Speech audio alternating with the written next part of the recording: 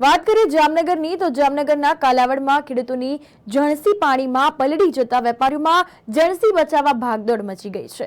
જામનગર જિલ્લાના કાલાવડમાં માવઠાથી ભારે મુશ્કેલી થઈ છે। કાલાવડ માર્કેટિંગ યાર્ડમાં ખુલ્લામાં પડેલી જણસી પાણીમાં પલળી ગઈ હતી તો કપાસ, ધાણા, જીરું સહિતની જણસી પાણીમાં પલળતા ખેડૂતોને ભારે હાલાકી વેઠવાનો વારો આવ્યો। માવઠાની આગાહી હોવા છતાં યાર્ડમાં ખુલ્લામાં પડી રહી હતી અને જણસી જે છે તે બગડી ગઈ છે તેવું લાગી રહ્યું છે। તો હવામાન વિભાગની આગાહી અનુસાર યાર્ડ દ્વારા કોઈ પગલાં ન લેવાયા અને ખેડૂતોમાં ભારે રોષ જોવા મળ્યો છે। તો અચાનક વરસાદ પડતા ખેડૂતો અને વેપારીઓમાં જણસી બચાવવા માટે ભાગદોડ મચી છે। ખેડૂતોને ભારે હાલાકી વેઠવાનો વારો આવ્યો છે।